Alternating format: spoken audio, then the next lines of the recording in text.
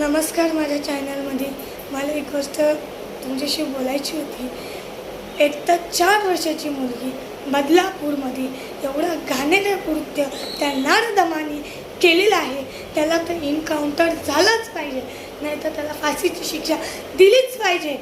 आणि एक तर पनवेलमध्ये आणि कल्याणमध्ये घाणेरडं कृत्य एवढं करू शकतात तुम्ही लोक. शी. आणि दादांनो, काकांनो, भावांनो, तुमच्याकडे हात जोडून विनंती आहे माझी, आम्हाला जगून द्या सुखाने. भले भारत स्वतंत्र झाला आहे पण पोरींसाठी नाही हो. 2 मिनिटांनी येतो बाहेर, तुमची 2 मिनिटाची मजा आणि आमच्या जिंदगीवरची सजा होते.